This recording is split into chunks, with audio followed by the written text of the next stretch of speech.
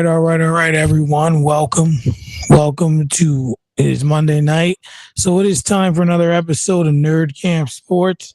I'm joined by two of my three co-hosts, Raj and R&B. How y'all fellas doing tonight on a scale of 1 to 10? Where's your mental health at? I'll say a 7. Feeling pretty good. Okay. That's it. I'll say probably about a 5. Solid, making it living.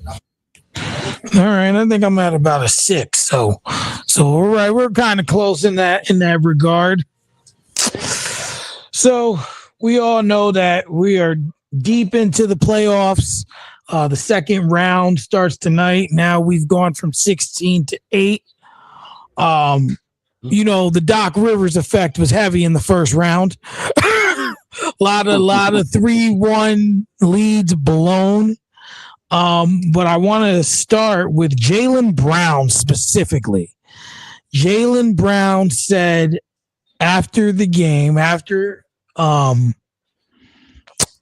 they lost, the Sixers came back, obviously down 3-1, and Jaylen Brown had said that there was a lot of flopping. They allowed Joel Embiid to get away with it, and that's the league that we're in now. So, R&B, in your opinion, now we all know he's gonna get fined. We know he's gonna get fined. We know he is definitely losing some money for these comments. Yeah, fine. Exactly. But in your opinion, is he right about what he said?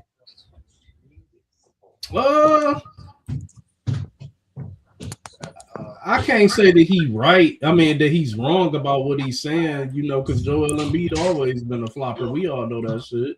But that shit ain't no excuse, if that's what you want to try to use for your excuse to blow on a 3-1 lead on the team that you should have had beat. You know what I'm saying? As a Jaylen Brown fan, somebody who, vouches for that brother, and, we had MVP talks throughout the year, and I kept having them in there.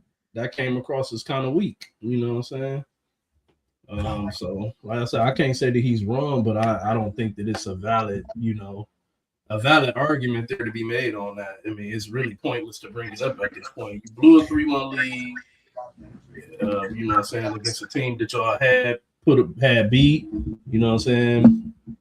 I can't really give them the excuse that Tatum wasn't there. I'm just not, and it just is what it is. They lost. What do you think was what do you think is the factor that changed the series for the Sixers?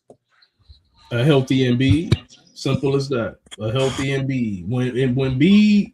If Embiid is healthy and running and clicking on all cylinders, he's an argument for best center in the league over Joker. Yes, I'm saying it. When he a fully healthy Embiid is run for the money of best center in the league against Joker.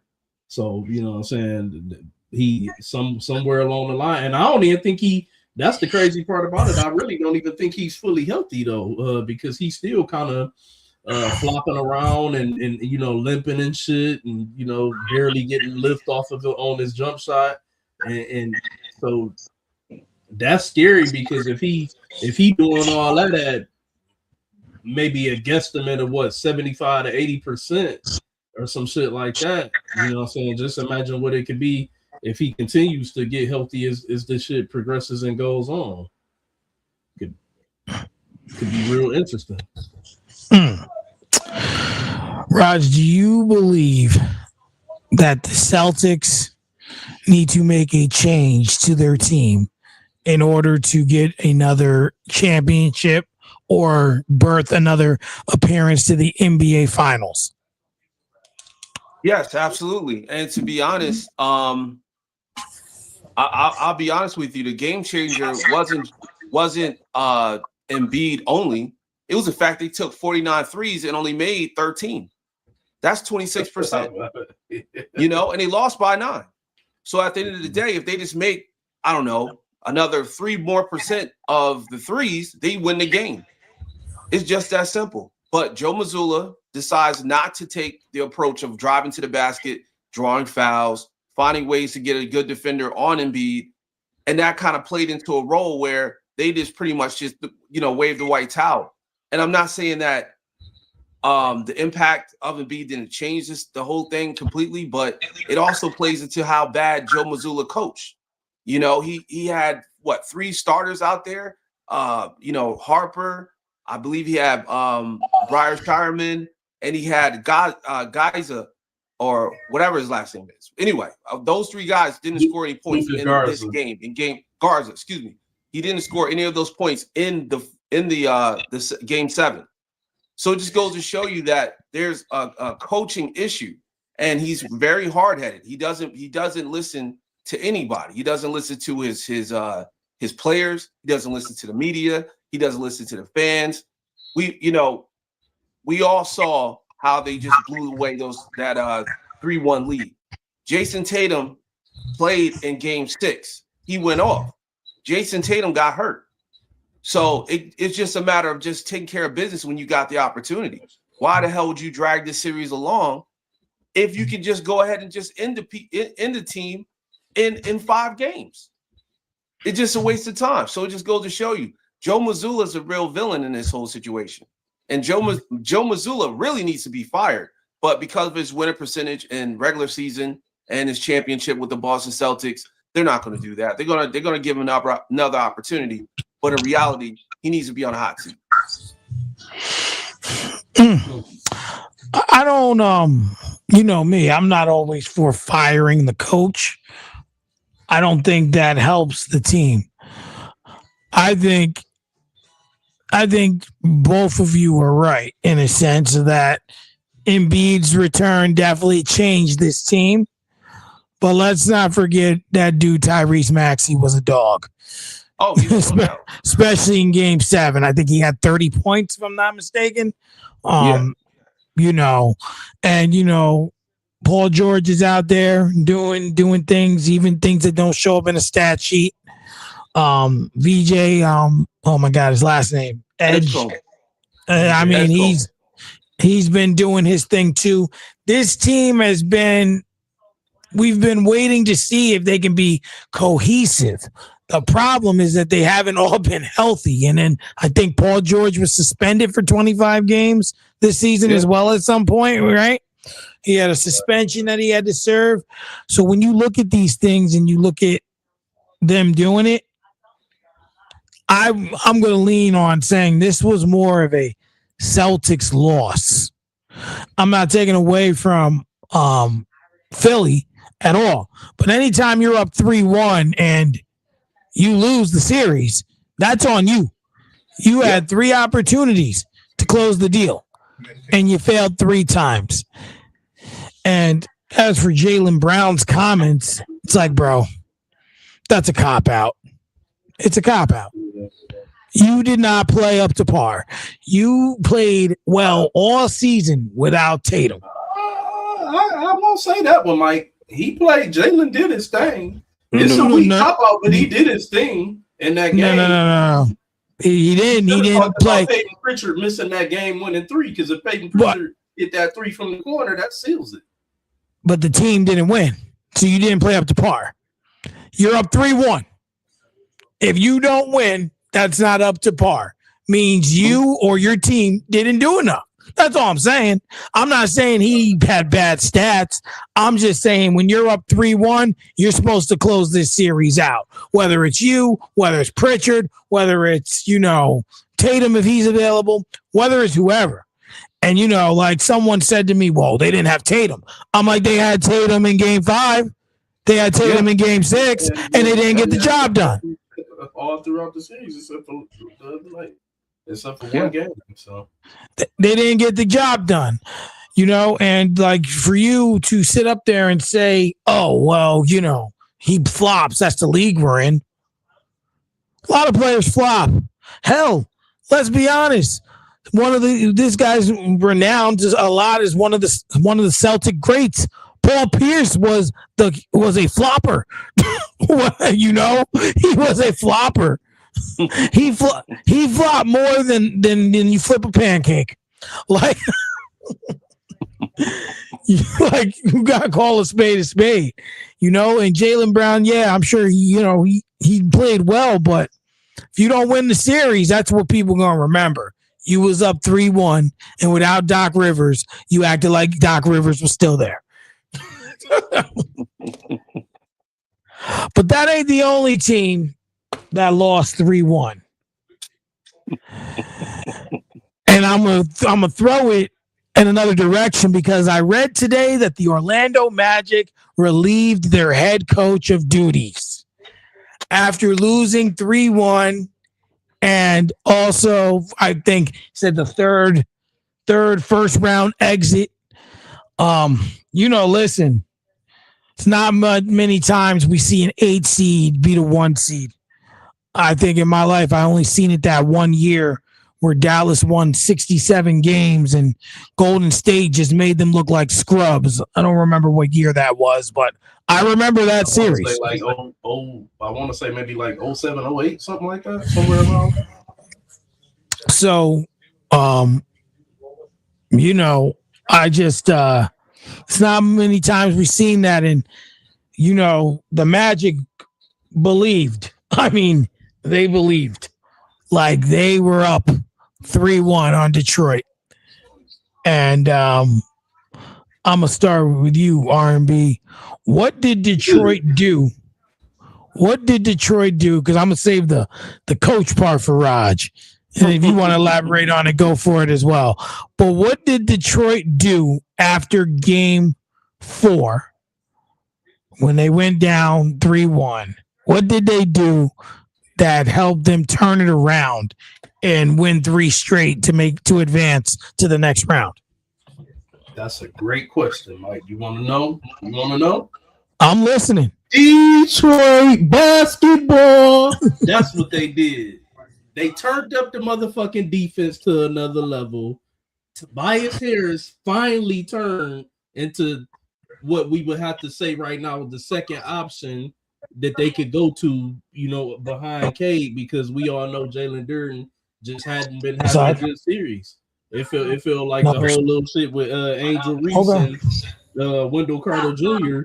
It seemed like it was getting to him or some shit to be going up against the dude that's banging his ex. So, hey man, I think they turned up the defense. I never had a problem with the way that JB Bickerstaff was coaching. I felt like he was putting the Pistons in perfect positions to, get the offense rolling. The problem was that we just weren't hitting shots, and then finally we started hitting shots. So when you combine, hitting shots, Tobias stepping up, which adds to, hitting shots, and the defense taking it up another level.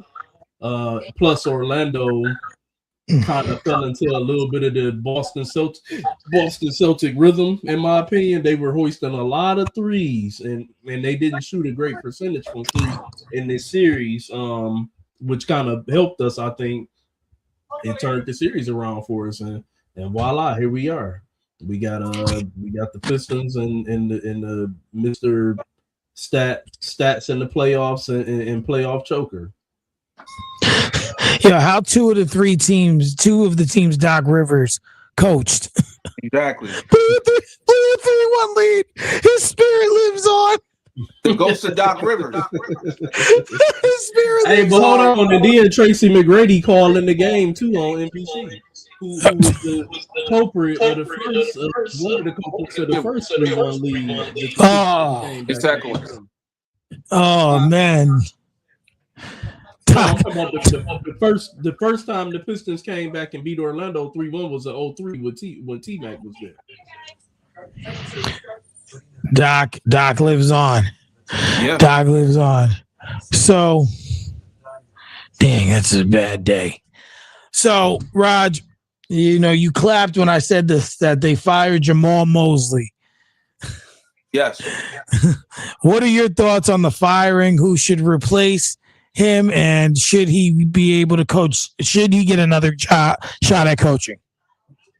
Absolutely not. He should not get another opportunity unless he's an assistant coach and go through the rankings of assistant coaching, because he blew the biggest opportunity of his career. And I'll be honest with you, I didn't really have much faith in Jamal Mosley in the first place because of what happened in the previous seasons under his tutelage with Paulo Banchero. Paulo Banchero do not like his coach. Let's just keep it a stack. He does not like Jamal Mosley at all. It's been said before a few seasons ago, and Game 6 being at a place where, let me look at the percentage again. You shoot 4 for 37 in the second half in Game 6 to close out a game. That's less than 10.8%. 10.8%. Just to close out a damn game. They shot so bad, I had to refresh my computer just to see if this actually was real. I said, this got to be a fever dream. I know these guys aren't losing, and they was up 26 points. I know these guys are not 15, 16 points down in the fourth quarter.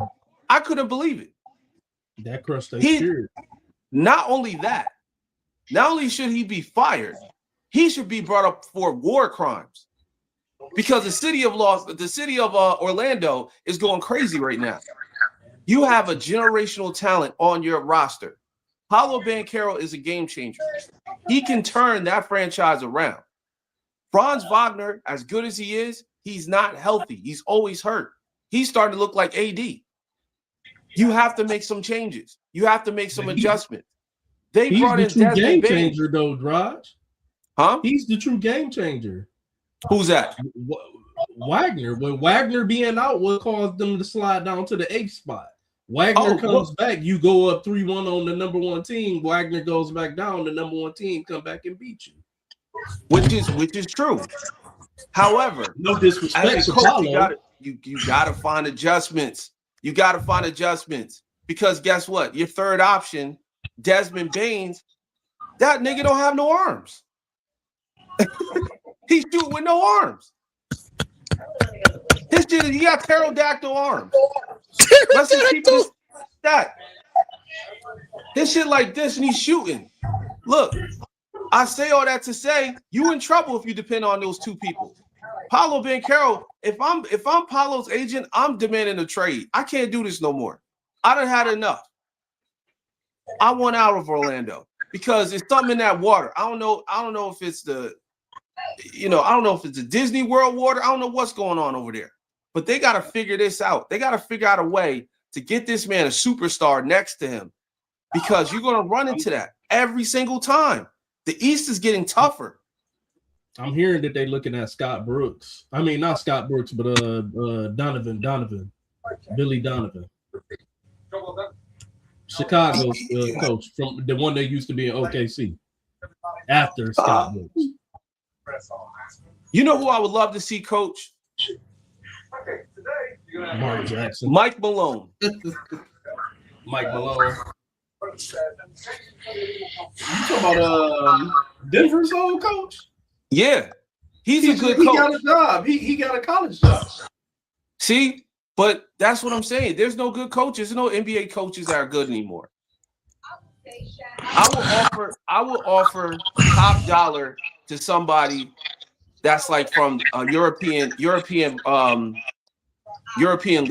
If I'm going for a second option, because look, I think that's the only thing they're missing. They're missing the ball movement and the ability to open up Paulo's game.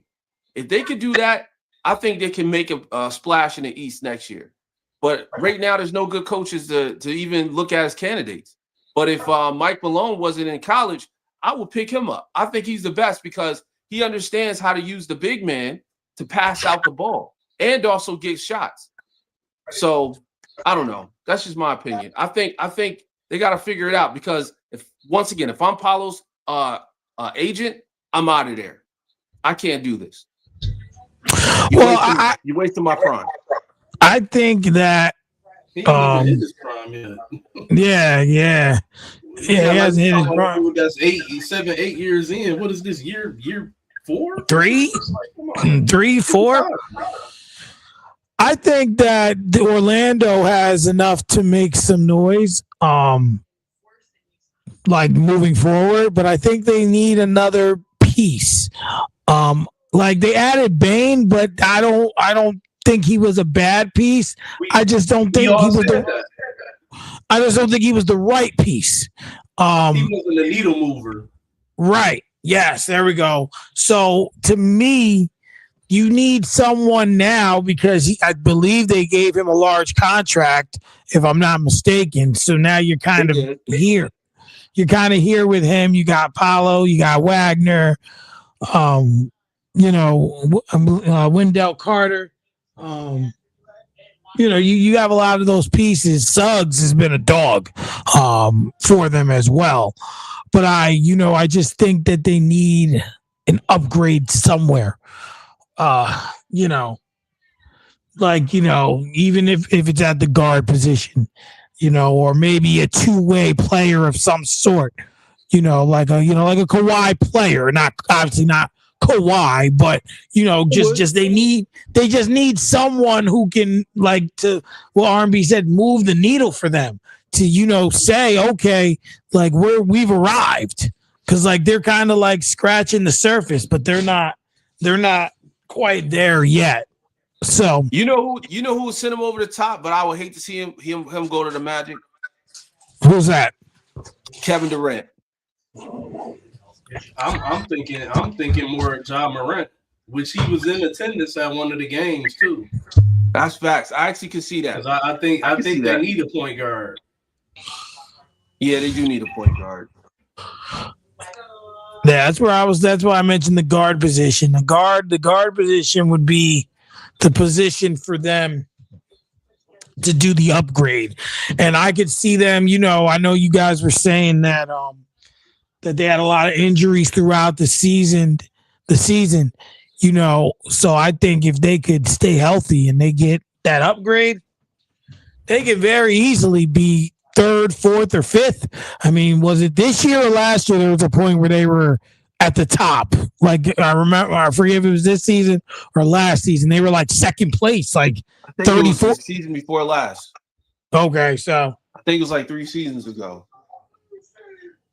Absolutely. We're gonna see. So Raj thought I was going there before. He thought I was going there before. He thought I was going there before, but we gotta go. We can't let the Raj solidified, proclaimed greatest center ever off the hook. Because if Jaylen Brown was not up to par, Nikola Jokic was far from par. Up 3-1. So, Raj, I'm going to just say it because I don't even want to ask this question in a professional manner. I want to hear every excuse you got for Nikola Jokic. Every excuse. Besides, I know you're going to say he ain't got no help. No, you're going to say, whatever excuse you got, and you're still going to end it with he's still the greatest center ever. But I want to hear every excuse you got. All right. Well, first off, I didn't like how you asked that question. Let's just start off with that. That's not even a question. Second, me saying that he's the greatest center is my opinion. It's my opinion. You don't have to agree with it. However, the numbers back up my statement. He is the best center that we have ever witnessed with our own 2 eyes. And I'm saying that because guess what? This series did not take that away from him. And nothing can take that away from him. If he decides right now, I retire and I want to go out there with my little ponies, that's fine with me because he's already got 3 MVPs. He's already got a championship under his belt, even though absolutely nobody predicted those guys to win a championship. He's already a multiple-time All-Star. Look, at the end of the day, let's be real. He ain't got no help. And when Aaron Gordon went down, there was zero help when it comes down to the defense and also offensive side of the ball that Jamal Murray cannot do. Jamal Murray is a choke artist. He's worse than James Harden. We spoke about this for years, Mike. We spoke about it. But when it's all Jamal said and done. But Jamal Murray got a ring. Harden doesn't. Just saying. Yeah, well, that's because Jokic dragged his ass there. Nah, man, I don't even want to hear the rest of your tape. I disrespectfully cut you off because you reaching right now. And that's this the problem. Dude just said that you don't want to hear it. This dude just sat up here and said Jamal Murray is a bigger choke artist than James Harden. I've watched Jamal Murray hit game-winning, clutch playoff performances and clutch playoff shots. He put the Lakers all on a buzzer beater game winner. What, last year or 2 years ago? Stop, man! Don't reach like that. Remember, don't have revisionist memory in the middle of your rant. Remember the shit correctly, because what you're saying about Jamal Murray is not fucking true. He might have had a bad He's a choke artist this year. I give you that. Man, that's a lie. That's a lie. He's got more. If he's a choke game, then actual games he stepped up. If he's a choke artist, then Joker is too. Then Joker is too. No, yeah. Jokic is the Joker. He's not the choker. No, he's the Joker. Not That's the Joker. What he is. He lost a fucking the Joker. He lost to a fucking T-Move version of the Minnesota Timberwolves. The bad news. Last time I checked, it's a team sport. No Anthony Edwards. No Don Sumo. Last time I checked, it's a team sport. Let me check again. Hold on. Oh yeah, it's still a team sport. It's not a 1-on-5. He got all hustle. It's not a 1-on-5. He got all. It's not a 1-on-5 though. It's not a 1-on-5. But the thing is this. Sport. And if your team ain't showing up, you can't win. So let me ask you a question. You full of shit, man. Go for it. When you look at, I'm just gonna start with an easy one. The 1998 NBA Finals. What does everybody remember about that finals? 98. The Jordan shot. Right. The shot. Do you ever hear anyone else talk about the series or the other players? What do you mean? Think about it. Do you ever hear people? The point I'm trying to get to is people remember moments. People remember moments. That's what lives in here. People ain't going to remember the nooks and crannies of the series. A moment is a lot more powerful. This damn. Okay.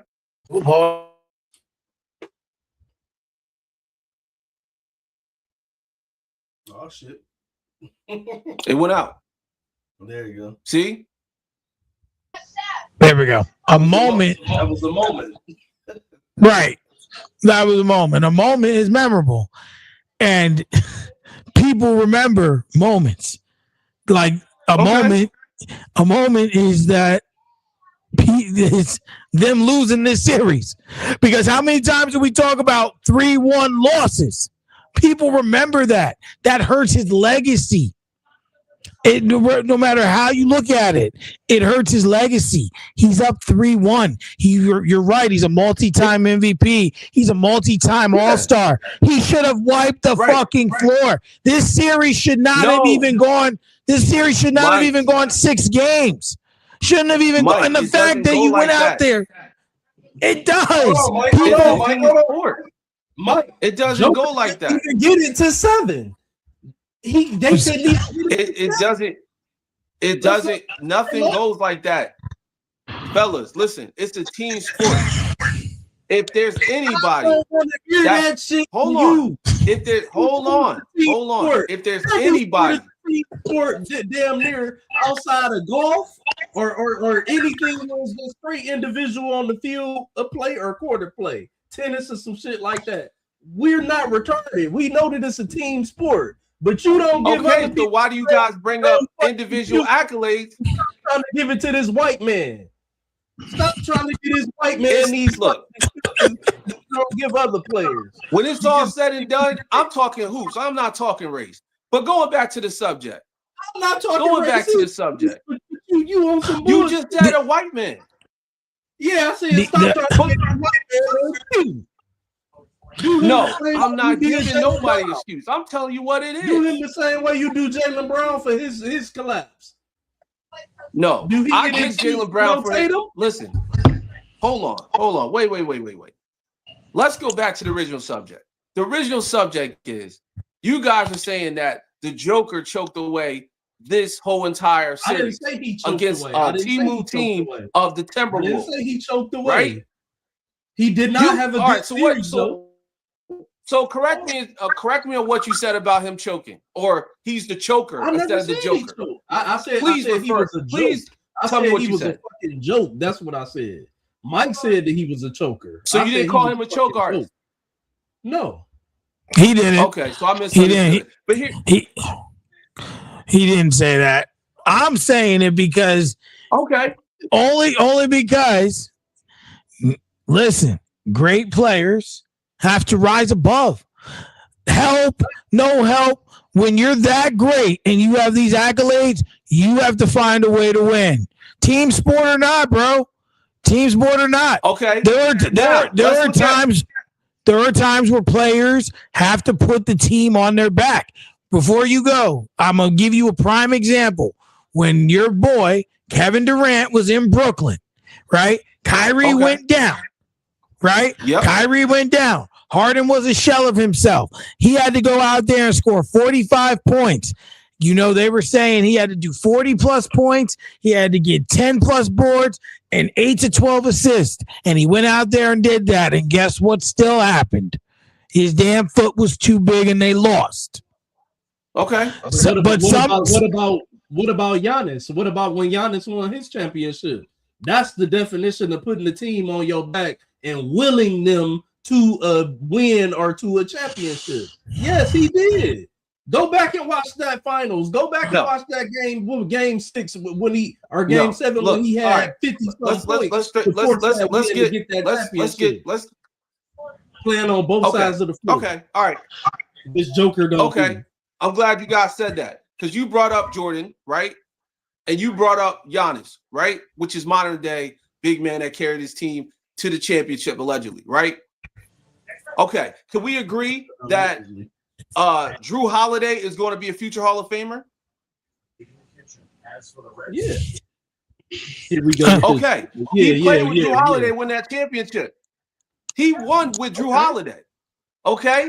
Now, can we agree that Michael Jordan played with a Hall of Famer like Scottie Pippen? Hold on. I'll let y'all talk. It's my turn. Can we agree that Scottie Pippen played on that championship team in '98 with Jordan? Yes or no? Yeah. Yeah. Okay. Now, point to one Hall of Famer that's playing with Jokic this whole entire career. I'll wait. So you're saying now we need Hall of Famers? So Hall of Famer. That's a future Hall of Famer that's playing alongside Jokic. If Jamal Murray continues to play on the trajectory that he's on, to a future Hall of Famer. The NBA Hall of Fame is not that delicacy, man. The NBA. No, my point is, I just broke down your argument. I just broke down your argument. You pointed to Jordan. He played alongside Pippen. You pointed to Giannis. He played alongside Drew Holiday, and he had other all-stars on his team like Middleton. Bro, so you telling me Drew but Jokic plays with a one-time all-star. They gave that shit to him after 8 years of being in the league, right? A one-time all-star who's notorious for choking in games. And you guys expect him to win every series by himself? I know that he should put up 40, 50 points a night, but goddamn, he's 31. He's not 25. So how the hell is he supposed to carry the team if he sits on the bench and Drew Holiday's only been an all-star 2 times? How? Drew Holiday's only been an All-Star 2 times. But you just said he's a future Hall of Famer. So that's one more over Jamal Murray because I said but Jamal you just Murray said he's a future Hall of Famer. I said Jamal Murray is too. No, he's not. You know he's not. Next question, Mike. Next question. Next question, Mike. Next question. Yeah, he's a future. Yeah, you're right. He's a future Hall of Famer. Next question. Joker. You right. You right. Next question. If Drew Holiday's a Hall of Famer, Jamal Murray's a future Hall of Famer. Next question.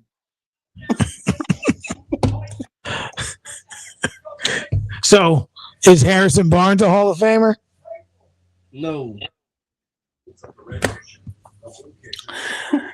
Because based on what you're saying is, he would be. Is Iguodala a Hall of Famer? Iguodala will probably be a Hall of Famer off of name and just legacy of who he was throughout his career that he'll probably get in. And that's why I said when it comes to the NBA, talking Hall of Fame really is not a subject point because it's not respected as like other Hall of Fames are, like the NFL Hall of Fame. Oh, come on. Hall of Fame. Moving along. It's not. Moving along again. Not. Okay. All right. That's a fact. Everybody know that shit. Yeah, they watered down a lot of stuff. Like that's what it comes down to. It doesn't have the same respect like it used to have. That's for sure. So it's crazy, bro. So I want to talk about the Houston Rockets. The Houston Rockets and Kevin Durant. Now we understand that they were eliminated in the first round. The Lakers were able to win. But in both of your opinions, do they need to run this back with the same team? And if not, what changes need to be made to make the team better? It's clear that they need a point guard, which I feel like they already have. He just was missing this year due to injury. Fred VanVleet. Right. I think that this is a tough question because I want to say I think that they should run it back with VanVleet and maybe bringing another point guard in off the bench because we know that he'll be coming back off of a torn ACL, so he might need some time to get revved up there. So you bring in the cushion off the bench to help out. But my first initial thought is to run it back because I want to see what I got with him on the floor with this team. But at the same time, my other thought is that if everything is true, as far as Kevin Durant with the Twitter and going at his own teammates and not getting along with Ime Udoka and all of these different things, it's no. Like no, you can't run that back. I hate to say it, we all know that he's great and he's a Hall of Famer, but so at that point, if these things are true, I think you obviously have to get rid of them. And that's just kind of how I see it. What about you, Raj? I think you blow it up. I think you find the best situation with this Kevin Durant situation, and you trade Kevin Durant. You get whatever you can for him. If you get some young guys, some young prospects, some draft picks, whatever you can get it now. Because if Kevin Durant is on that team in October, I'm telling you, it's going to be even worse next season than this season.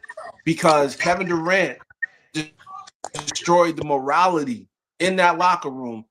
If those tweets was his or not, he destroyed the confidence of those young guys. He made them look like they was crazy, and he didn't trust in them. And every single time it was brought up, they kind of brushed it off like it was nothing. But in reality, we all play sports. If you don't have the same type of chemistry on the same page with your teammates, it's hard to win games, especially in very critical situations like the playoffs. And Kevin Durant, even when he was in Brooklyn, the only reason why he was much calmer in Brooklyn is because he finally felt like that was his team. And he had Kyrie with him there right next to him, pretty much being the vocal point, the vocal person that got his point across versus him actually saying what he needed to say. Because before that, Golden State wasn't his team. And people will argue and say, oh, well, OKC was his team, but we already know that Russ was a real alpha. So at the end of the day, Kevin Durant has an identity problem. He's dealing with an imposter syndrome, and he needs to be traded to a team, like I said, like the Magic, who's pretty much looking for somebody that could be a marksman. It could be that kind of person to go out there and score right next to Paolo Banchero. So to answer your question, I know I went the long way around it, but to answer your question, I think Kevin Durant needs to go, and I think that they need to go and find whatever assets they can to build with this young squad. I personally, I don't think he fits with the Magic because I don't think he's what the Magic need. The Magic need guard play. They need a consistent, strong guard, a point guard. That's what they're in need of right now. I don't think Kevin Durant, solves their issue. Yeah, I think that for the Rockets, they got a lot of good pieces. I'd like to see Sengun be a little more aggressive for one, and consistent. Because he's a big piece to that puzzle, right? Oh my gosh, the other guy's name. Oh my gosh, is it Jabari? Yeah, is it Jabari Parker? Smith. I feel like Jabari Smith is a complete step back. Yep, I just want to see more from him, and we understand what Kevin Durant can bring to the table, but just hasn't been available to bring. For me, running it back another year seems like the right thing to do, but it could be a bad move. But I don't know what they do. Like, who do you go and get?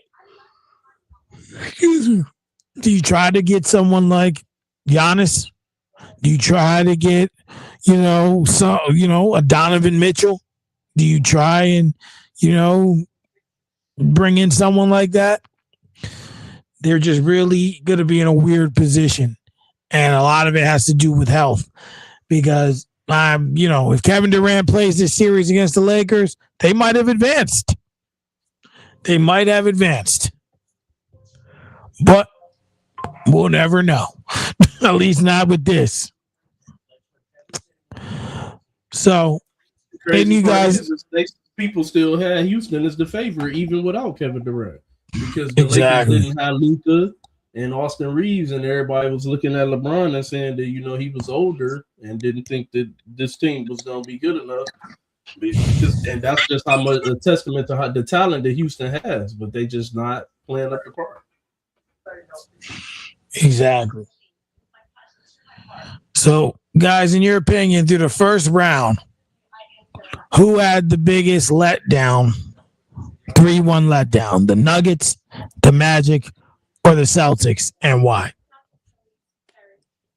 I'm going with the Nuggets, and it's already known why, because they had the Aaron Gordon was hobbled, but outside of that, they had the boatload of their pieces.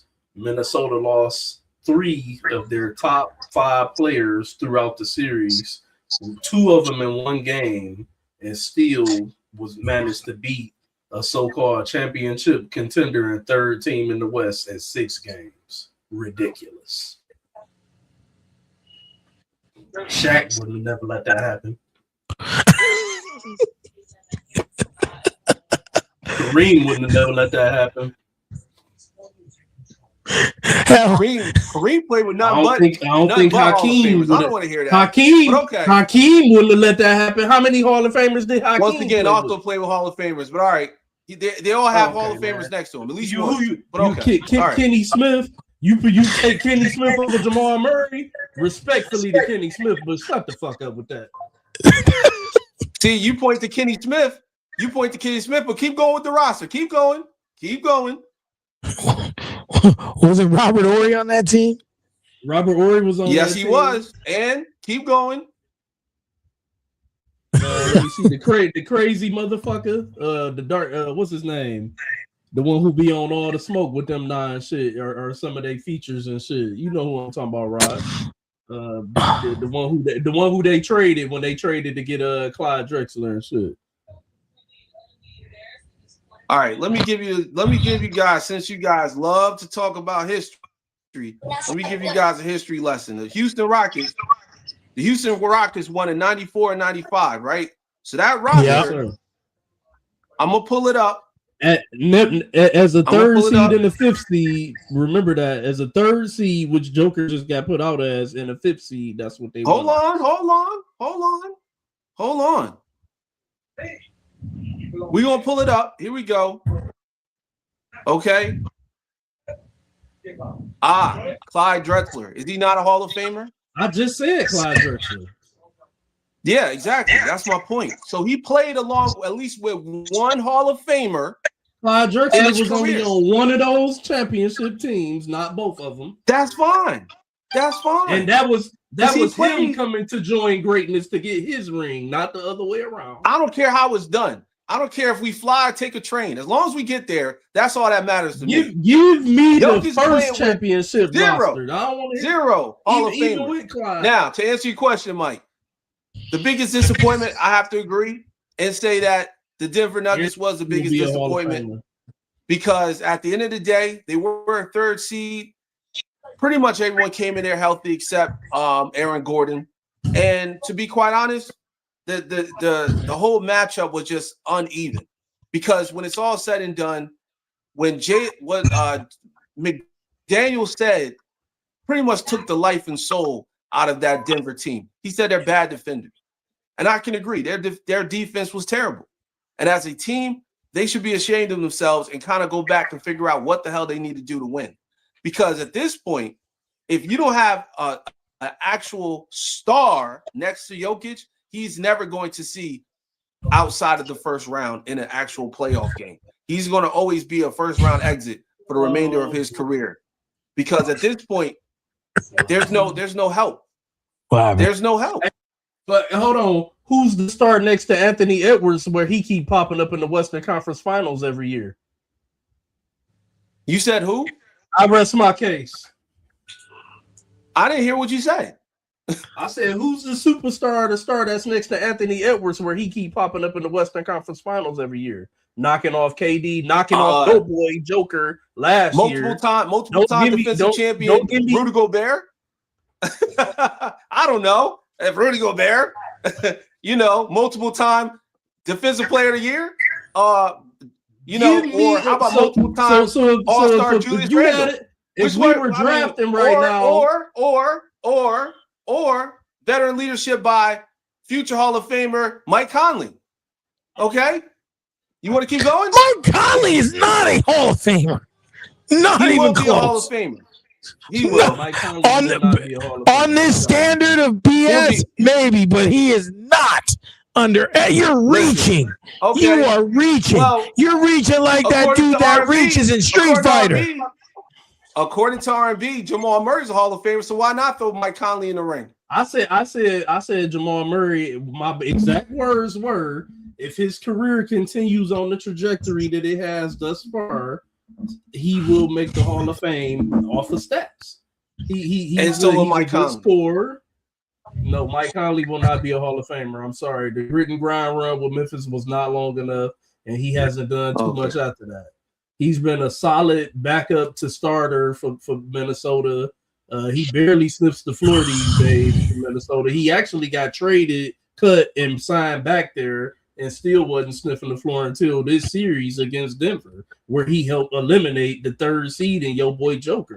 Anthony Edwards has been to the Western Conference Finals 2 times now with less talent than your boy Joker has been able to get out of the 1st or 2nd round. Once again, Rudy Gobert, 4-time Defensive Player of the Year. 4 times. I don't want to. The same dude who got played off of the floor. Who kept getting played off of the floor. Are we talking superstar? Or are we talking defensive player of the year? Next question. You said superstar. I mean, he got multiple All-Stars and the 4 defensive players of the year. But who's counting? Right? We all know that Rudy Gobert is not a superstar, Rod. Stop reaching, bro. Come on, man. So you guys gonna tell me that he was the X factor in the whole meetup with Joker? That fits your narrative, so you're cool with that. But he's not an all-star. He's not a superstar. Fitting the narrative. It's what we all watched. It's true. And he's a multiple-time all-star. We watched it. We watched it. Just like so we watched him win defensive player. You can't have it both ways. You gotta even makes the difference. We're watching it. Because you asked me a question, I answered. Hold on. You asked me a question, I answered. Did we not? You said, who was the person that helped Anthony Edwards get to that Western Conference final? I gave you the answer. I said, but then when Luka 4 times, when Luka hit that shot, 4 when Luka made him shake ass and hit that shot, that man's a game changer. Oh no, Luka made him shake ass and hit that don't shot. fit your narrative. Next question. No, it's not about fitting the narrative. It's about we watch next question, Mike. Constantly win defensive player of the year awards and get played off the floor. How many times did Ben Wallace win defensive player of the year and get played off the floor in the playoffs? 4 times. 4 times. If the person Rudy Gobert got played off the floor, I would assume that he's going to make at least a difference. He was winning them fucking awards because they didn't have nobody else to give it to. Stop playing, man. Fuck out of here with that shit, bro. Like Anthony Davis died. Okay, go ahead. Anthony Davis probably couldn't play enough fucking games. Oh man! Man! Stop while you're ahead. You can't Please even stay on the floor in the playoffs. Stop. Please. This is the best version of Rudy Gobert we've seen. Okay. And he didn't even win D-Boy this year. So those 4 times defensive player of the year work. All right. Next question, This Mike. is the best version of Rudy Gobert that we have seen. Next question, Mike. This year. Next question, Mike. Hey, remember this conversation because we gonna bring this back next week for Will to elaborate, for the coach to elaborate on. And I'm gonna say this, like I said, I think everyone in this conversation has like a piece that's right, but in the same sense, it's kind of just like, you want to tip top Hall of Famers and All-Stars and this and that, and we know that no player has truly won a championship by themselves. We understand that. Thank you. That's the whole point. It's a team sport. However, all I'm saying is there are times, but there are times where one player has to take over and say, okay, I'm going to win this. I have to do it.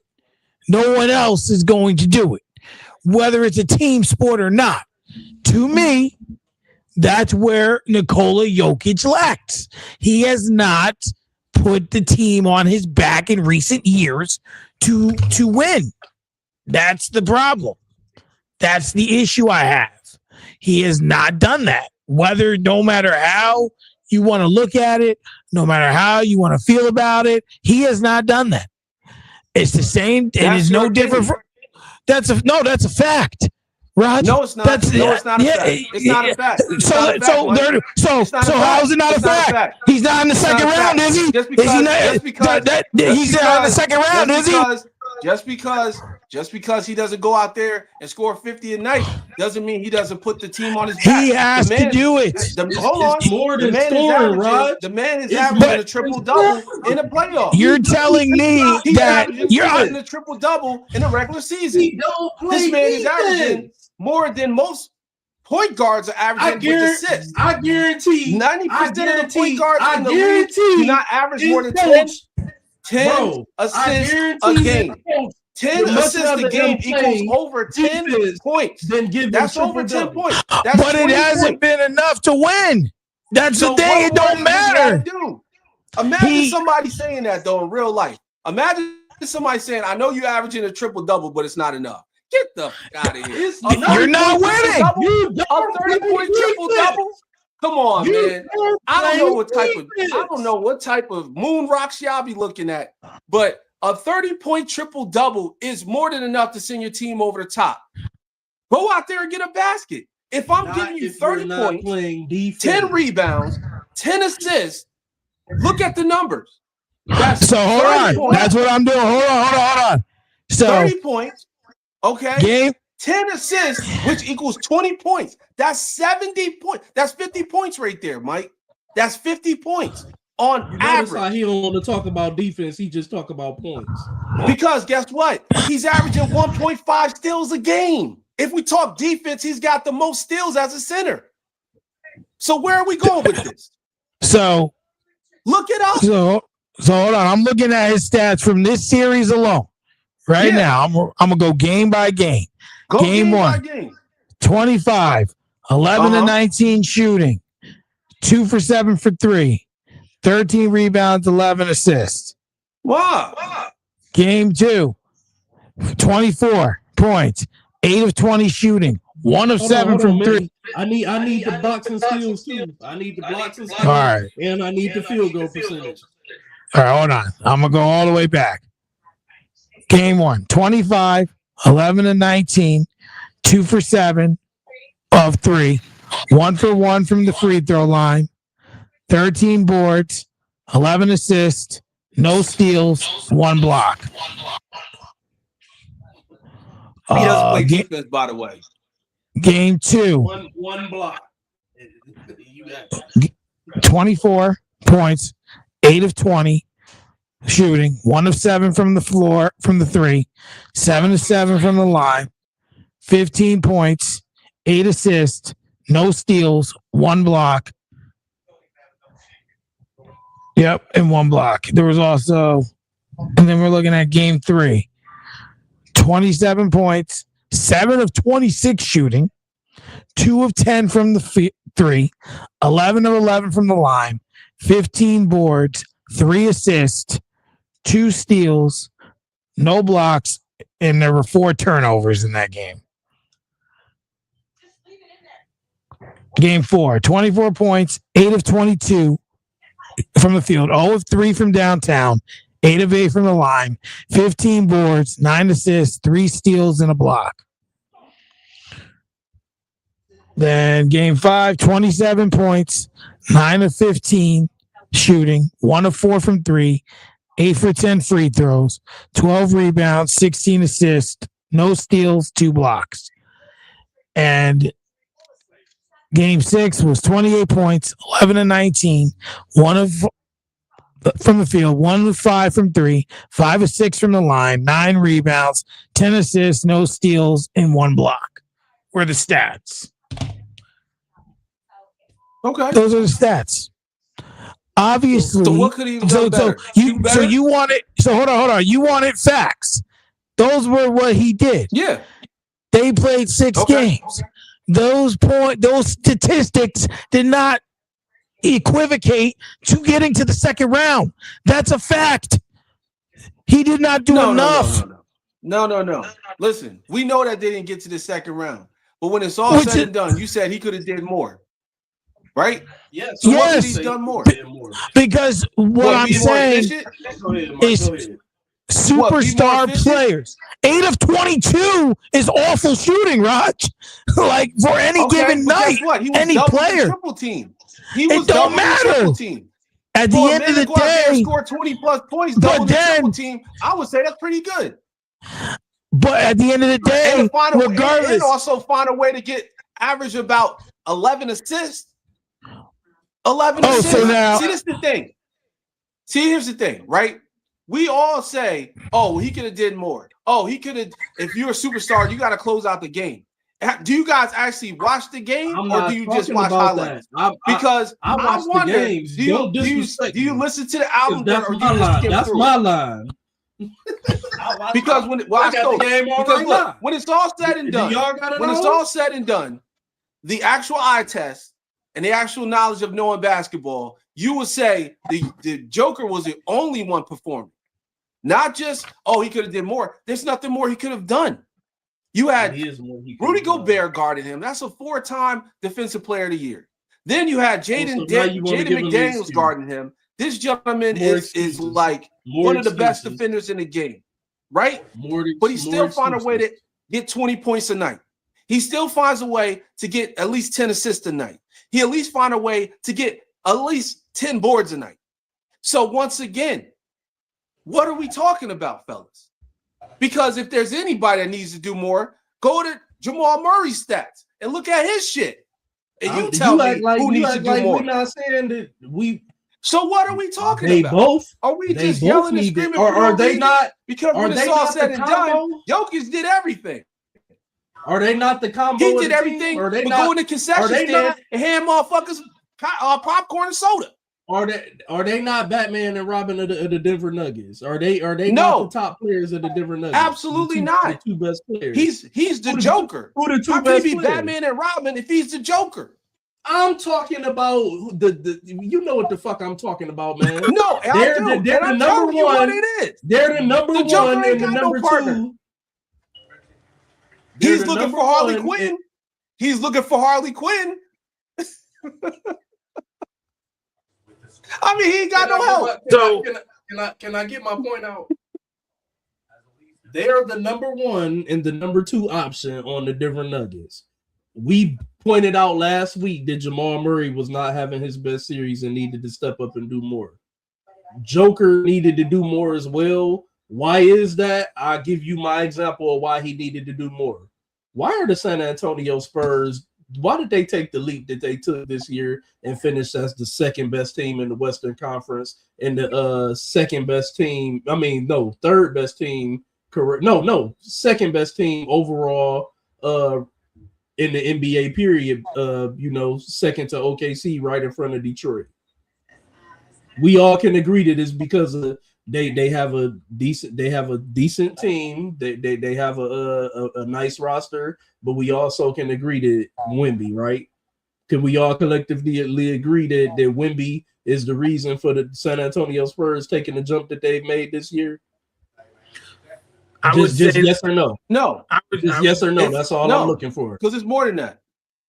I would say yes, he's a big part of it, but their pieces do fit together well. However, I don't disagree with that. Let me finish my point, though. Let me finish my point. I don't disagree with that, Mike. But the reason why I say that he's the biggest part of why they made the jump that they made this year, not only is he a freak of nature, Wemby plays both sides of the floor. Wemby is like Joker and Rudy Gobert in one. That's why they've made the jump that they've made to become the second best team in the Western Conference this year and in the NBA this year record-wise. Because his impact, not just on offense, shooting threes and scoring points and getting rebounds. His fucking presence as the center playing defense. A no-fly zone. Minnesota was killing their ass in the paint. And it wasn't just Julius Randle. You got dudes coming off the fucking bench that we ain't never heard of putting up points in the paint on these Denver Nuggets with your center sitting down there allowing it. That's why he needed to do more. Get off your fat white ass and knock somebody on the fucking floor. Create a presence down there. Be a fucking center. I don't care about your triple doubles and your fucking assists. I need you to play defense. Damn your triple double. I'll say if I'm coaching, I would say fuck your triple doubles and give me more defense. And that's what will help us be a better fucking team. You playing better defense as the anchor of the fucking team down low in the paint as a center. That's where they need help. They need help. They need to go get some defenders, and they need to go get a defender to put next to his whack ass because he can't play fucking defense. So we need a power forward that can help him because Aaron Gordon obviously ain't it because he's not the best defender either. Okay, can I say something real quick? Of course. And then we can move forward after this. Or if you got something to say, Mike, you go ahead and say what you got to say. But when it's all said and done, I don't care how you slice the numbers up, right? Jokic is averaging 25, 10, and 10 every single night. In the playoffs, regular season, European basketball, FIBA games, he's averaging 25, 10, and 10 every night. Okay? So if we say, oh, well, he doesn't have a good defensive game, he's a terrible defender, go find somebody that can defend. Oh, well, he could have did more. He could have scored more. No, go find another scorer. Because if I'm giving you 25 points, 10 rebounds, and 10 assists, that equals at least on any given basis, on a minimum basis, that equals at least 35 points. 35 points on a minimum or more. Okay? So if we're looking at this grand scheme of things, Jokic can only do but so much. You guys keep forgetting. He's 31. He's 31. Man. He's not a spring chicken. LeBron's 42. Okay. I don't hear that. Hold on. And LeBron's a freak of nature. But let's continue. Now, so is your boy. Also, apparently, when we talk about the leap that the Spurs had, it's yes, of course, the alien has a lot to do with it, right? But you know who really changed everything? The draft pick that came in. Yes, Stephon Castle. He changed a lot of the culture and the defense and the offensive game. And you know who else took him over the top? De'Aaron Fox. They are number 2 right now because they got those 2 players on the team. And their young core is balling. Hold on. Now I got to come back at them because what do you think helps them play the defense that they play on the perimeter as guards? Ain't it easier to play up tight when you – ain't it easier to play up tight? I said, what do you think helps them play the good defense that they can play on the perimeter as guards? I'm not trying to take nothing away from them because I know that they both are, especially Stephon Castle, very good guarding perimeter defenders. But we not gonna sit here and act like it don't make it a hell of a lot easier when you got a 7'3" freak back there ready to block whatever for you to play up tight and know that you got protection back there, which the guards in Denver don't have. Just like in the old days with the 04 Pistons. I'm not taking nothing away from Tayshaun and Ben and Rip and shit, but it made it easier for them to be able to play the defense that they could play because they knew they had a fucking 6'6" freak back there with that fro that was ready to block whatever the fuck came that way. They don't have that luxury in Denver. Okay. Yeah, I think. And I'm not saying that he need to be Ben Wallace or Wemby or Rudy Gobert. I'm just saying he need to give better effort. I understand he can come up with a block here and there or a steal here and there, but we all know that he does not try on defense. Hell, James Harden got steals. He stopped doing James everything. Harden can get a block, but we know that he ain't maybe he would try on defense. If he had a person that can actually put up some damn numbers in a real situation, yeah, maybe he would try more. He doesn't. So you're saying he needs more help? He needs a perennial all-star next to him. We cannot overlook that. Like I said, there's nobody playing on this team that I can say, hey, that guy could be a Hall of Famer one day. Even if he's not a Hall of Famer. There's no one I believe that's on that squad. There were some games. He didn't have his best series. We're not doing this again. He did not have his best series, but he did average 24 points. He did average 24 points. How many did your boy Scottie Pippen average you wanted to bring up? How many did he average in some of them series with Jordan? He's a Hall of Famer. I don't think he's a Hall of Famer. Yeah, I don't think he ever averaged 20 in the playoff series. Season 2, he was a Hall of Famer. So once again, we're not going to average 20 in the playoff series next to Jordan? We're not. Did he ever average 20 in the playoff series next to Jordan? We're not. I refuse. This man, I refuse to go back to that argument. Put up 24. Because once again, I could point to every team. I could go to Boston and say Tatum's a Hall of Famer. To say Jaylen Brown could be a potential Hall of Famer. I could go to New York Knicks. We could say Jalen Brunson's a potential future Hall of Famer. We could say Cat's a future Hall of Famer, right? Then we go over to the West. Okay, let's look at the West, right? You got OKC. You got Shea Gilgeous-Alexander. Guess what? You also got somebody like Chet Holmgren and also Jalen Williams. So there's multiple people on the team that could be potential Hall of Famers. We're not just looking at one person and saying, oh, that's a Hall of Famer, and the rest of them are just guys in the background. Because every team, including the Spurs that you just mentioned, they got Hall of Famers on their team, or potential Hall of Famers, I should say, right? Because they got multiple-time All-Stars. Somebody like Wemby is good, but unless he gets somebody like De'Aaron Fox on the team, they don't go over the top.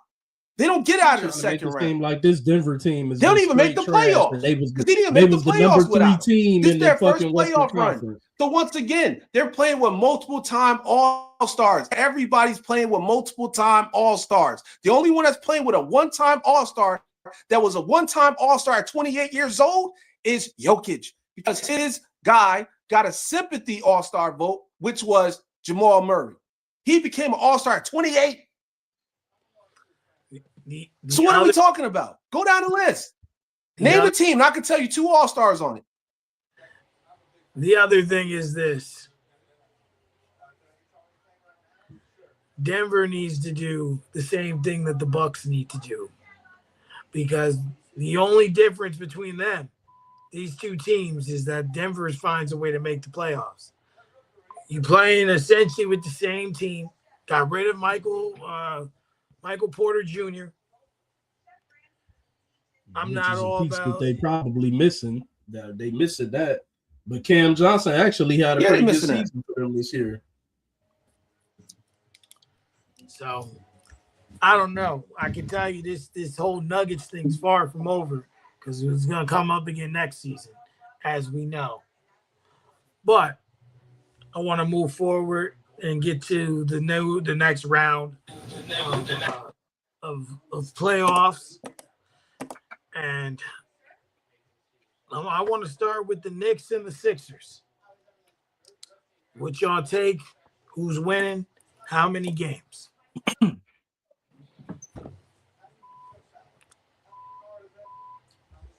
I think this is going to be a 7-game series. I agree. Give me New York in 7. I think New York gets back to the Eastern Conference Finals. Because I just don't see Philly going on it's going to take a hell of a run for Philly to win this series and get back to the Eastern Conference Finals, because you got to remember they just came off of winning, 4 straight?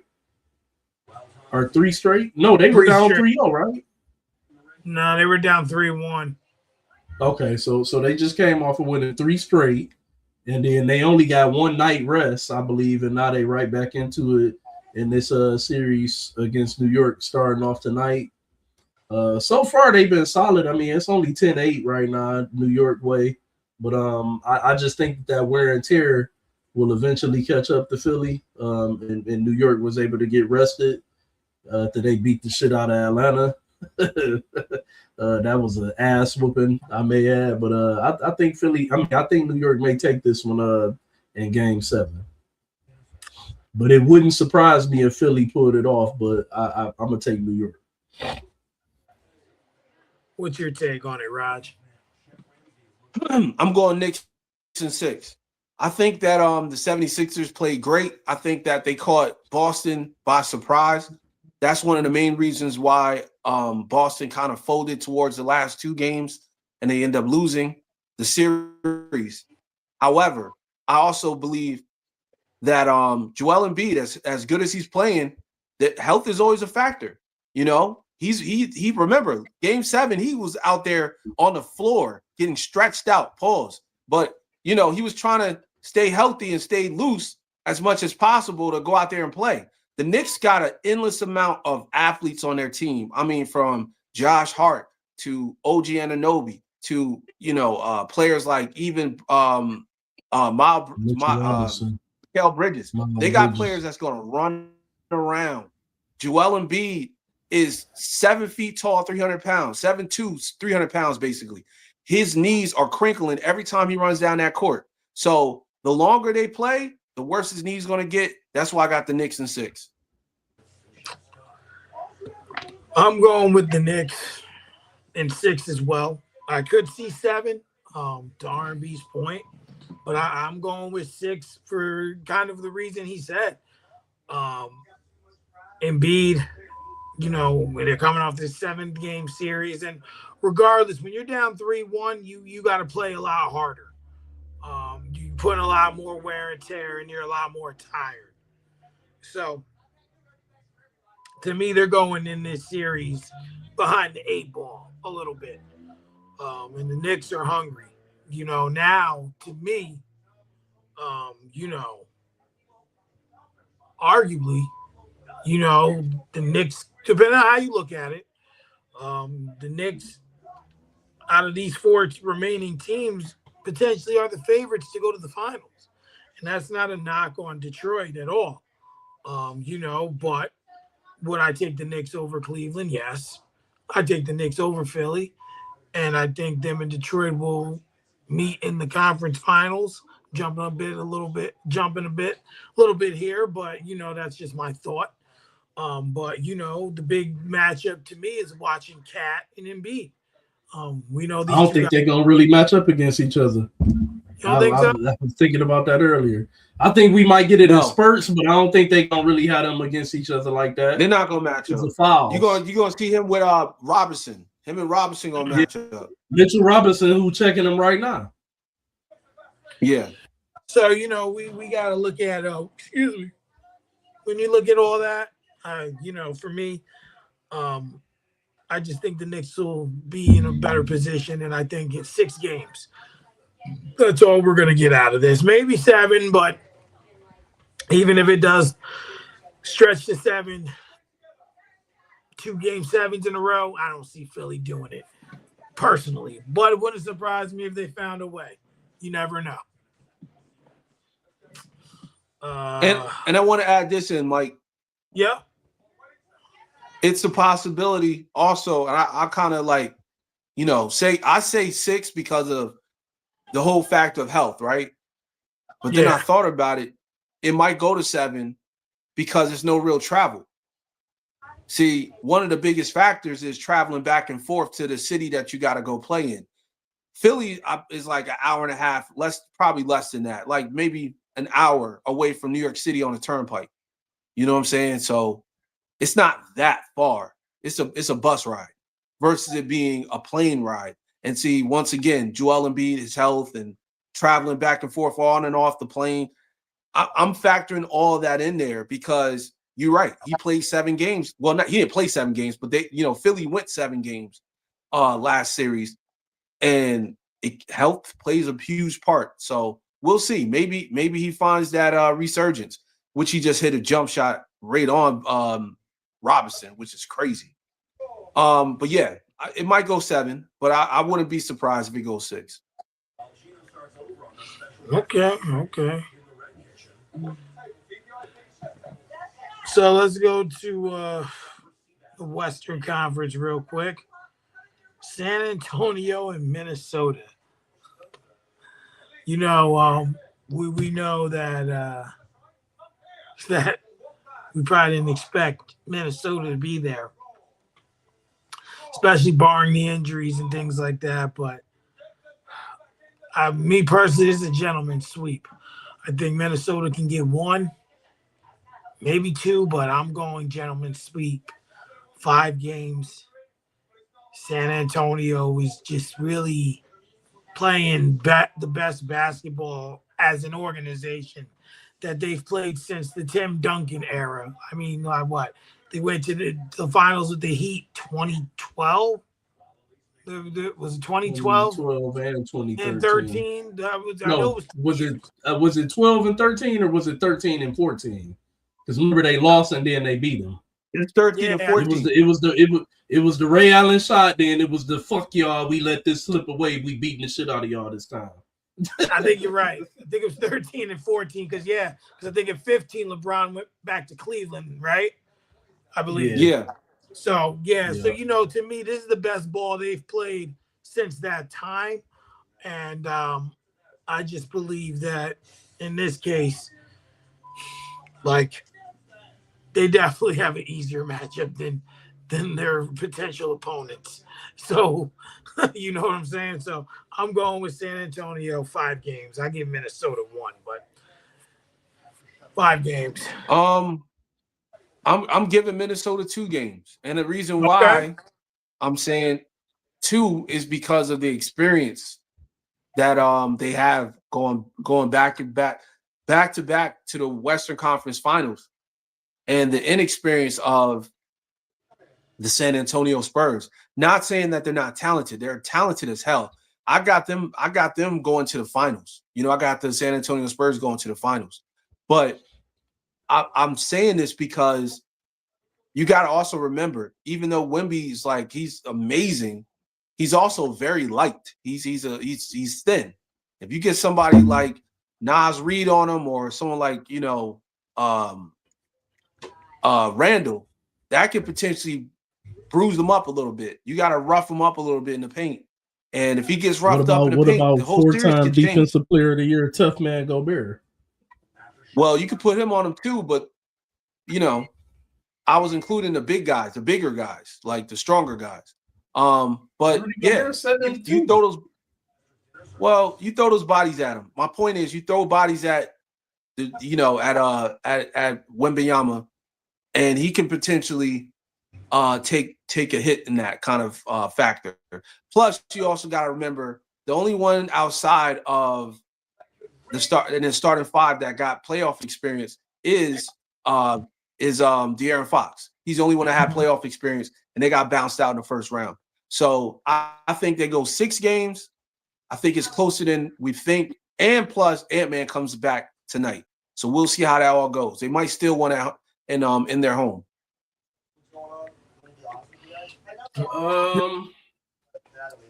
This one is tricky. It's all around the map. I think both of y'all hit some crucial points. I think both of y'all kind of hit some of the same points that I think about when I think about this series. Ant-Man is supposed to come back tonight from the hyperextension from the last series.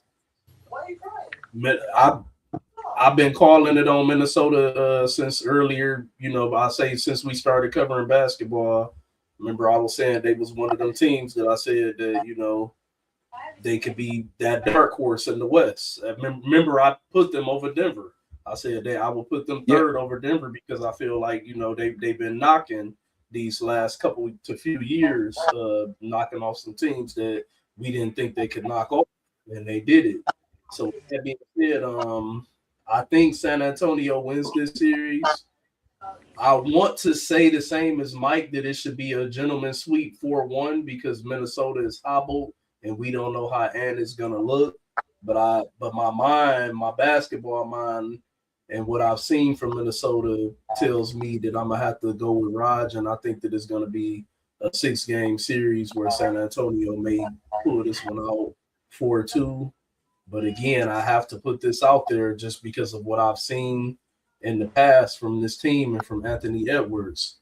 If they somehow can fuck around and knock off the all-alien Wemby and these young San Antonio Spurs to go to the Western Conference Finals yet again, it wouldn't surprise me. It just wouldn't, because we've seen them do it. We've seen them do it 2 or 3 times now. I want to say, I think it was 2, but definitely at least 2, if not 3 times we've seen them show up in the Western Conference Finals when nobody thought that they, I would say the one year that we thought that they were going to go to the finals when they lost to, who the fuck did they lose to? Was it Denver? Dallas? Yeah. When they lost to Dallas. I think it was Dallas. When they lost to Luka and Kyrie. That was the one year that I think that everybody kind of thought Minnesota was either going to really be a main player. All these other couple times that they've showed up there, it was kind of like, what the fuck? Like, like, damn, they knocked this team off or knocked that team off.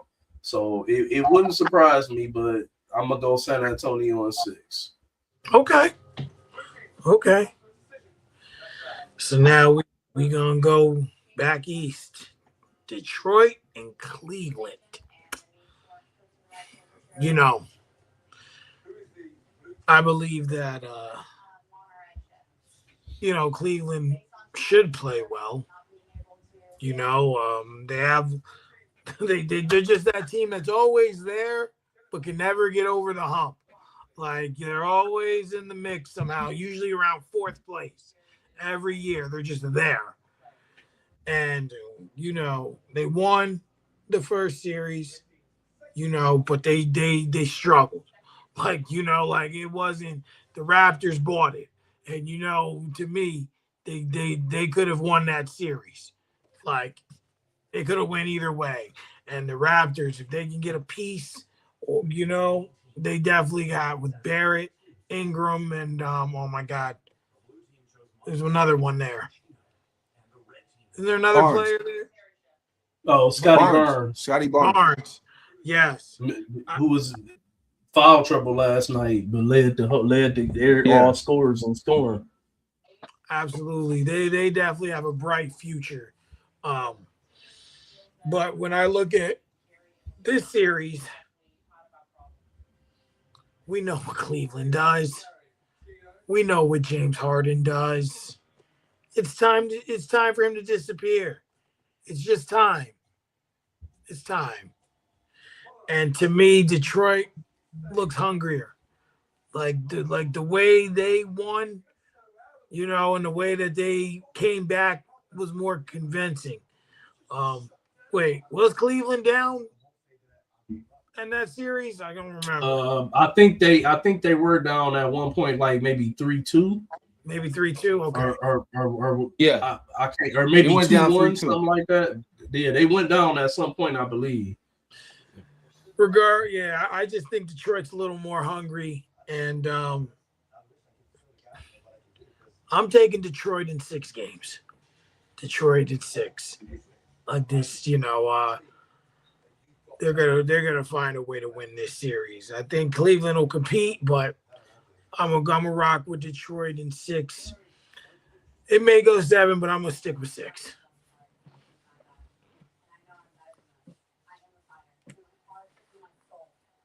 You want me to go next? Whoever wants to go. Oh.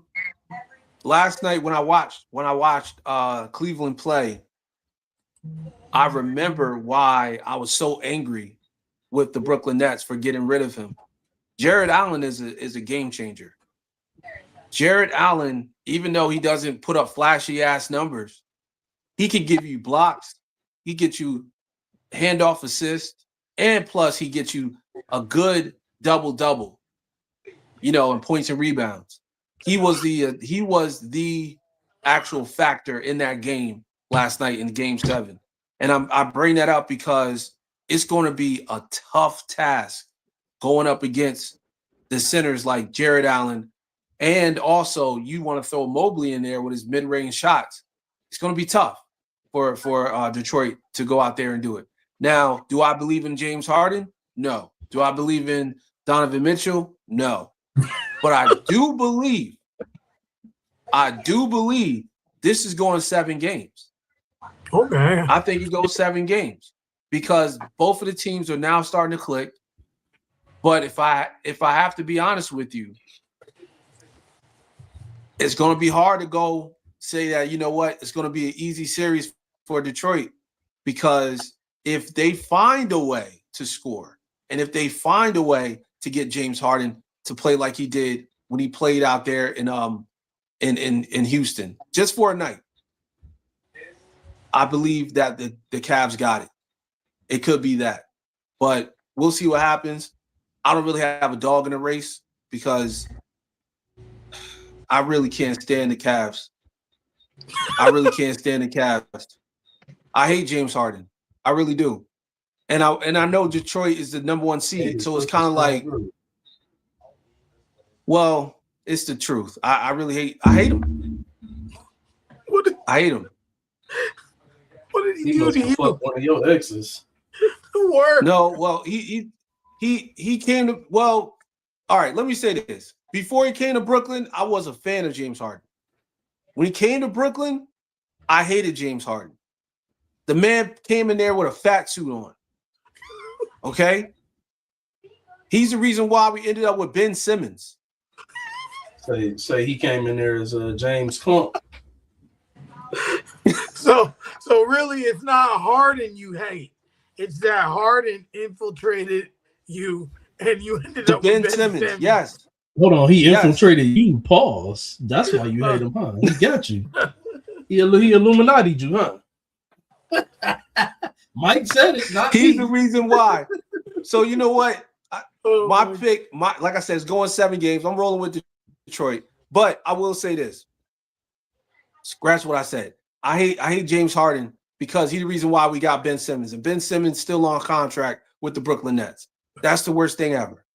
I hate James Harden for that. All he had to do was show up. That's it. Just show up. I'm sorry. That's just my take. Oh man. Go ahead, RB. Of course, I'm rolling with the home team. I'm rolling with Detroit, and I can be honest enough to say that it's not me being a homer. Y'all been doing this show long enough with me to know that I feel a way about James Harden. I feel a way about Donovan Mitchell. I actually hold on real quick. 1 second.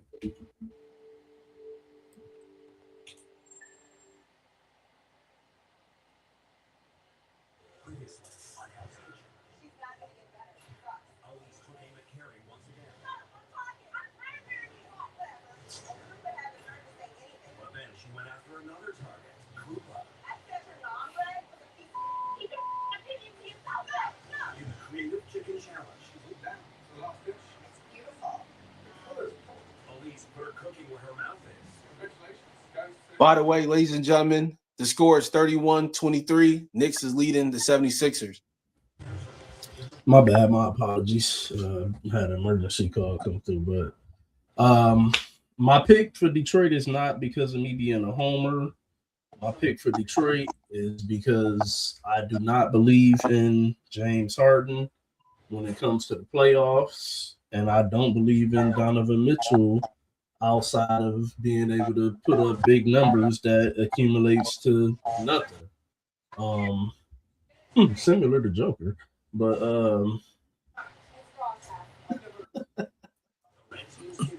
with Donovan, I like Donovan Mitchell though. I like Donovan Mitchell. You know what I'm saying? He's a baller. He's definitely a baller, but we've yet to see a big game out of him or James Harden this year in this play, at least in that first round of the playoffs. I definitely agree with Raj. When I watched that game last night, they won that game simply on the back of Jared Allen and what he was able to step up and do. I've also always been kind of a fan of Jared Allen. I've watched him from Brooklyn, where he was looked at as more of a rebounder and a tenacious shot blocker and defender. And he seems to have expanded his game more to where he is now also, putting up numbers on the offensive end as well. And he's a solid big. He's damn near taking over as the third option, if you ask me, over Evan Mobley, because Mobley just has seemed to disappear, this past year and a half or so. So with that being said, man, I like what I'm seeing out of my Pistons coming out of the Orlando series. I like, the tenacious defense, how they've turned it up. And if Cade can continue on what he's doing and not have the turnovers, like limit the turnovers like he did outside of the first 3-4 games against Orlando, and we get a Tobias like we got the last 2-3 games against Orlando, I think the Pistons could take this in 6 or 7.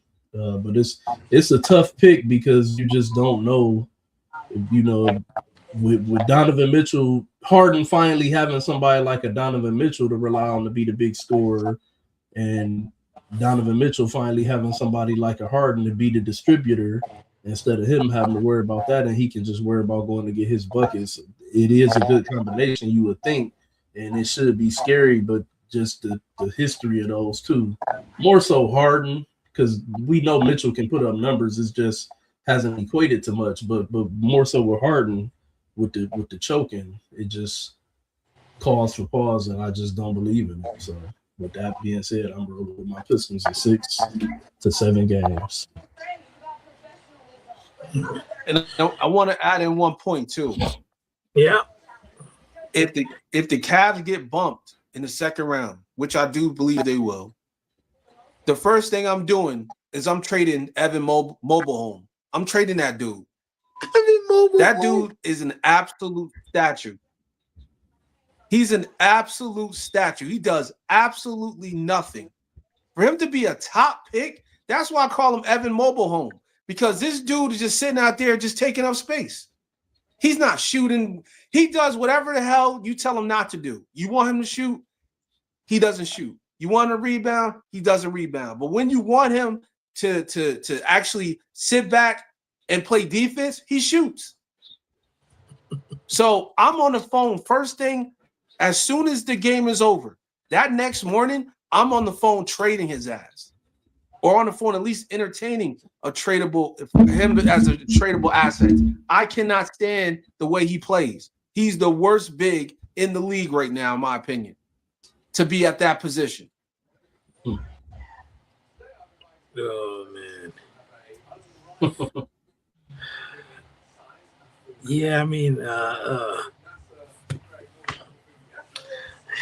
they got a lot there, and if they don't win, they gotta do something. Like I read a couple weeks ago that Donovan Mitchell's on the trade block, or expected to be, and James Harden's expected to opt out as well. So it could be a new team anyway, as far as we know. I would keep them. I would keep both of them. I'll keep Donovan Mitchell and Harden. I think they play great together, in my opinion, if Harden wants to stay. We all know Harden never truly really wants to stay. Exactly. There's a way out. That's his problem. He gonna go. Nobody expected him to be in Cleveland this year. That shit came out of nowhere. That is a fact. The whole contract shit. Oh, Harden's been on what, six teams, right? Something like that. He had OKC, Houston, Brooklyn, Philly, Clippers, and now now 6. He's been in 1/5 of the league. He's starting to look like Chris Paul with his rainbow jerseys. I just read something before we get into the last thing, which is OKC Lakers, and then that's all I got. I just wanted to say I just read that something that made me throw up in my mouth. Oh God. Skip Bayless is returning to First Take on Friday for a one-time episode. Let's go. No, I don't call you Skip Kellerman for nothing, Raj. Are the ratings going down or something? What the fuck? It does say it has to do with ratings that he's returning. You know it got to do with ratings. Let me say something to you guys real quick. They claim that he would never do it. He would do it with him again. Stephen A. Smith is the biggest liar on the planet, okay? Because he mentioned in the interview he would never work with him ever again because he said out of respect and all that other crap that he be saying. But look, when it's all said and done, as much as we can't stand Skip, I appreciate Skip more than I do Stephen A. Smith, okay? And on top of that, Stephen A. Smith needs Skip Bayless. He needs Skip Bayless. Skip Bayless is must-see TV when he's sitting across from Stephen A. Smith. That is going to be the most exciting. I might start watching First Take again, man. This is crazy. I didn't even know that. Well, it just came up. Like, you see things that happen, and then I went and typed it in online, and it's all, there's multiple places reporting it. And Like I said, it's a one-time thing, but we do know that means it's a nice way of saying it's a trial. It's a nice way of ESPN saying it is a trial to see if it will work. And that's what it comes down to. Like I think to me, the issue that has come about wasn't really Skip Bayless's departure. I think Max came in and did a good job and they stayed afloat. I think he was really good opposing Stephen A. But once they went from Max and they started rotating and bringing in all these people, like, you need a constant host. Like, you know what I'm saying? Like, you had Shannon Sharp for 2 days and then that didn't work, right? Well, not that didn't work. We know what happened. And then the ESPN let him go, so you just need that constant host in the rotation. And then there's weeks he ain't there, Stephen A. And it's like there's so much going on, and I understand he does a lot of other things. He has his political aspirations and, his political podcast and the Stephen A. podcast and all this and that and the third. But, bro, don't forget where you got your start. Right there on First Take. Sit your ass there. Be there when you're supposed to be there. That's what they want to see. Not Betty Boop and, and people that they bring in, the fill-ins when he on vacation, which I never watched those episodes. I just don't be wanting to see that shit. No. Bro, when I'm off, I remember there was one day I was off. It's like a Monday. I'm like, oh, I'm going to watch First Take because I don't get to watch it like that no more. And then he ain't even there. I'm like, dang. And then you got these cornballs up here, people I ain't never even heard of. Like, shit, ESPN, call us. Will fell in for Stephen A, damn it. Back. So the last series, OKC and the Lakers. Without Luka and Reeves, is a shell of what he was coming off that not a shell. I don't want to say that because he's coming off injury, but at least a shell of what he can do. I'll put it that way. I don't see the Lakers winning this series. I feel like it's one of those. It's weird too because I think if I say 5, not giving them enough. But if I say 6, I'm giving them too much. But I'm gonna just give them 6 games. OKC in 6. This is OKC. They've been pretty unstoppable. Gotta just call a spade, right? Outside of the early in the season with those 3 games with the Spurs, they've lost other games, but they've just been the most put together team, in my opinion, this season, and chemistry wise, at least, top to bottom. And I'm taking them in 6 games.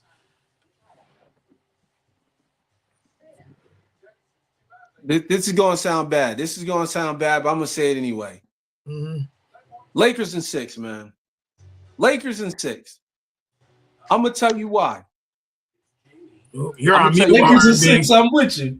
I'm going to tell you why. As much as I hate to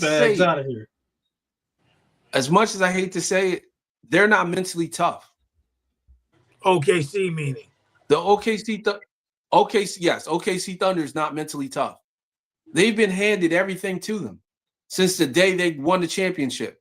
And I'm not saying it's their fault, but what I'm saying is this is a team that never been battle tested. And when I watched them go up against the Spurs in the NBA Cup, that was the only time I actually watched OKC sweat.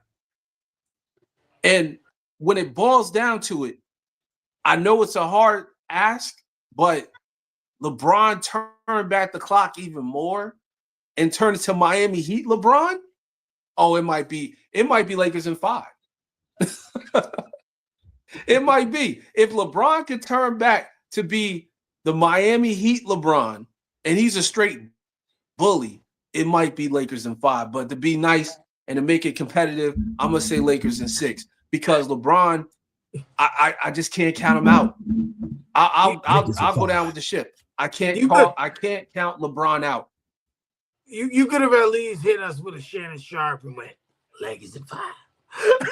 You at least said it like Lakers in 5.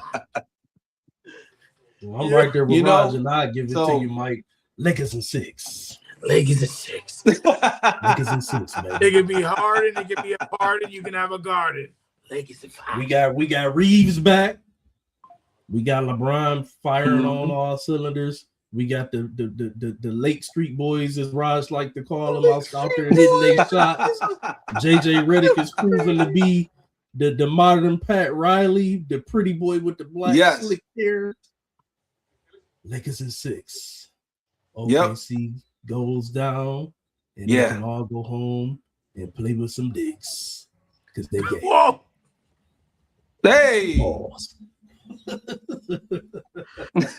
Oh my gosh. They are the fruitiest fucking team roster assembled in the fucking NBA right now.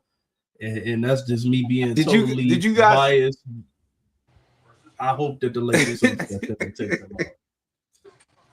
Did you guys see Shea Gilgeous-Alexander rocking a training bra? Oh god. I definitely missed that. He out there looking like a braided up stud. He out there looking like a braided up they can't beat none of the allegations, bro. It's crazy. I mean, I don't know. I mean, maybe it's that generation, but it's too much going on. Yeah, too much. Man. Well, that's all I got. We're on 9 o'clock, which is what I think we aimed for. I know I had no NFL topics. I knew we're going basketball today, but there's NFL right now. Word, motherfuckers. Playoff mode. Is there anything else you guys want to cover before we close it up here? No, I just want to add in one thing. Patrick Mahomes coming back the beginning of the season, according to multiple reports. So that's the only NFL thing I got to cover. Week one, according to multiple reports. I don't know if it's official, but he's saying he's gearing up to come back week 1. Well, I'll say it's starting to give me pause on some of these fucking injuries because these dudes with these miraculous recoveries and shit just starting to be a little too weird. I don't care how advanced this medicine y'all want to say it is and technology and all that shit. The human body is still the human body. Yep. Yeah, I agree. What week did he tear his ACL? I think in December, right? Yeah, week 12. So week 12 is like November? Did he miss the last 4 games or 3? Yeah. I think 4. Yeah, 4. Let me see. Yeah, I think it was the last 4 games of the season. But I just hate the fact that he's rushing back. I hate that. It says week 15. 15. Yeah. Okay, so he missed the last which bows to my point even more. You know what I'm saying? The last 3 games. Normally somebody tear their ACL week 15, you missing the whole next season. Exactly. Or at least if you do make a miraculous comeback, you probably not gonna play to maybe week 10. Week 1 after tearing your shit in week 15. Who's their backup quarterback? They just draft somebody? Or did they sign somebody? Gardner. They got Justin Fields and Justin Fields. Yeah, Justin Fields. Yeah, he might be playing week 1. He gonna be playing week 1, if not week 2. He coming back. He coming back in the first month. That's just cause for pause, though, man. I'm telling you, with these injuries, something just don't be seeming right. Like, dog, how you tear your ACL in week 15 and gonna be back on the field by week 1? Yeah, that's crazy. On, that's crazy. I said the same thing about Jason Tatum. I'm like, how is it that he's coming back and he's playing in the regular season and Halliburton tore his ACL at the same time? And this dude didn't tear ACL. I mean, Achilles. It's Achilles. Which should have had Achilles. Excuse me. I'm sorry, Achilles. Yeah, That's I'm like, crazy wait a work. minute. Hold on a second. They got some type of Russian what do you call that? Regenerated cell. Regenerated. They say they going some against type of like shit. Iron Man shit in their like in their facilities. I Because wouldn't that's be not surprised. normal at all. I wouldn't be surprised. That's not normal. Two things I say to end off with, Mike. We got Backlash this weekend. Looking forward to that. Fatu and Reigns. There's some rumors floating around that Reigns and TKO not seeing eye to eye. I don't know how true it is there, but it could just be hype up to get people to tune in. And then also, I think Ronda Rousey makes her return to the octagon this weekend, but I don't think it's a UFC fight. She fighting under some other. They're supposed to be on Netflix. Yeah, I think it was. I thought it was next. I thought she retired. Nah, she making a comeback. But you know how it is, bro. She need a payday. Exactly. Listen. If I was a professional, someone's offering me money to get in the ring for exhibition, and the money's the right price, it's Netflix. You're gonna get paid, right? And it's Netflix. People gonna watch. Just like like when Floyd and Tyson get in the ring, we don't want to watch it, but because it's there, I'm going to watch it. Like I don't want to. I really just don't. Just to bitch about it afterwards. But then but even if I don't watch it live, guess what? It's there. It's a Netflix thing. I'm going to watch it at some point in time. So it's just one of those things. Netflix is really bringing in their own way. And, I've been saying it. Manziel, that's the Netflix. This the new Johnny Manziel is the new Netflix shit. Yep, you're right. Well, it's just like I told my stepson some years back, he's a big gamer. I mean, I am too, but I just don't have the time to play. He still finds time to play. And I said, listen, this was about 6, 7, 8 years ago. I said, listen, give it 5 years. GameStop is going to be a thing of the past. He goes, what do you mean? I'm like, everything is going digital. Like that's the way we're going, is digital. And now I was in the mall over here near me out here in Middletown, and where their GameStop was, it's gone. It's not a GameStop no more. It's now a convenience store. Like they put coolers in and drinks. People play lotto in there. It's right in the food court. And TV, in my opinion, maybe not 5 years, but 10. Like I'm looking at just the structure of everything and how all these apps are starting to garner these contracts because that's where the money is. They're selling it. Like look at sports. Sport, that was always my mainstay to keep cable. But now I'm looking at it like, okay, the only thing I wish that they would do is pick one. Pick one. I don't need 8 subscriptions. Like, pick one, but they know people gonna pay their money to watch them games. That's facts. So hey, Mike, with that being said, too, you son of a bitch. The next time I see you on 2K and I send you an invite, you better join, goddammit. Because I seen your screenshot that you shared. And if you putting up numbers like that, goddammit, I need you on my team. Niggas in 5.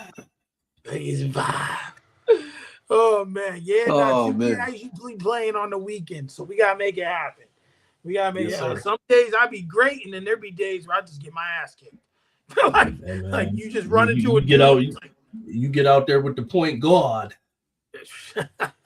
I'm dishing them. Oh man, well, gentlemen, another good show. Hopefully, Will's all right with his car. That he can join us next week. And hold on. We got to do Monday next week. It's Mother's Day. So definitely. Shit. I forgot. Wasn't even good. Didn't even just thought of it. So it's Mother's Day. So all right. So we'll go for next Monday. Same time, same place. Everyone have a good week. Be safe. and we will see you on the flip side. Peace. Peace. Netflix, we need a show. Hit us up, Netflix.